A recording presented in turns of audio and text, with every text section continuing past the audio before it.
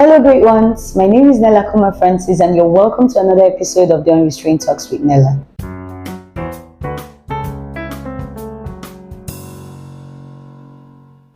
So, today we're going to be talking about how to stand up for what you believe in, standing up for your values. Have you ever been in a position where you were influenced by others to do things that you wouldn't necessarily do?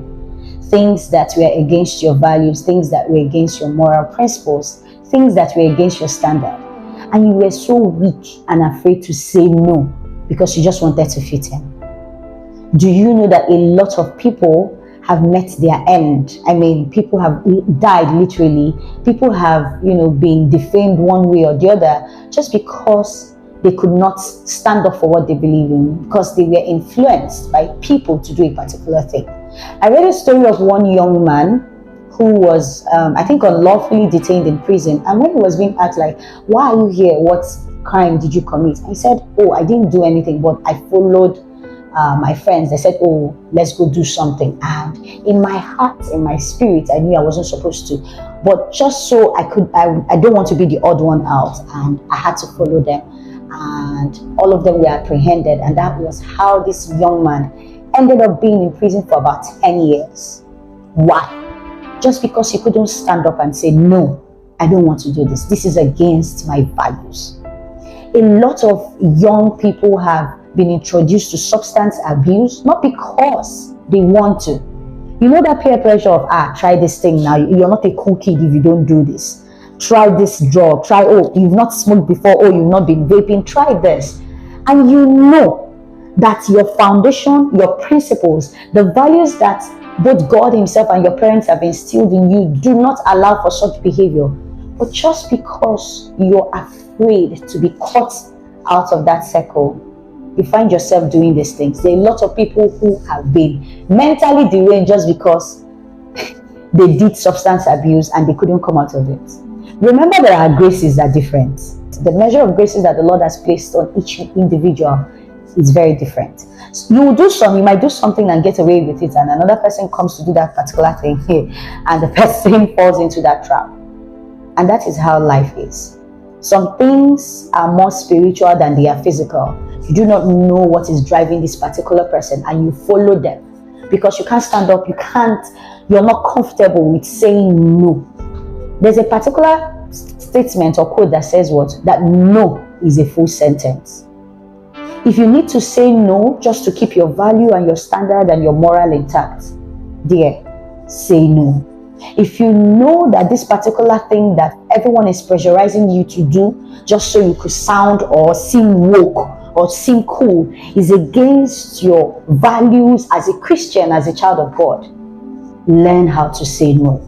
Learn how to be comfortable with being cut out of a particular group. And it actually shows you that group was not good for you in the first place. Are you a young person growing up? Even as an adult, there's certain, I've seen things. I have seen things.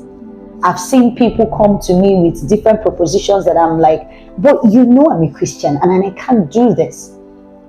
And if I allow myself to be influenced by this particular thing, and whatever destruction that comes at the end, I am to be blamed. Standing up for your values, standing up for what you feel is right, will save you from a lot of mistakes. It will save you from the path of destruction. Learning how to say, no, I will not do this. Remember Joseph in the Bible, Potiphar's wife. I mean, he was just a slave, and there was this seemingly door of opportunities that was opened unto him. But he looked at it. I mean, if he had slept with Potiphar's wife, who would have known? There was nobody there. And he would have been promoted to being the chief slave. This was a door that was actually opened unto him. But he remembered who he was. He remembered his values. He remembered his standards. And he decided to say no to it. And what happened? At the end of the day, he got to his rightful place in destiny. You can't compare being a chief slave or a chief servant to being the prime minister of Egypt. They are miles apart. And that was what standing up for his values brought to him. In this era of wokeness, in this era of being cool, in this era of staying trendy, if you know you have the Holy Spirit in you as a child of God, if you know that what they are asking you to do or what they are offering you is against your principles as a child of God, learn to say no. Learn to stand up for your values, stand up for what you believe in. Your values should determine your lifestyle, the way you dress, the places you go to, the company you keep, the books you read, the movies you see. Don't do things because people say, oh, it's being trendy and it's being cool.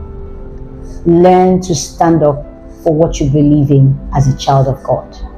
And please don't forget to subscribe, like, comment, and share with your friends and your families. Until I come your way next time, live, love, and be inspired.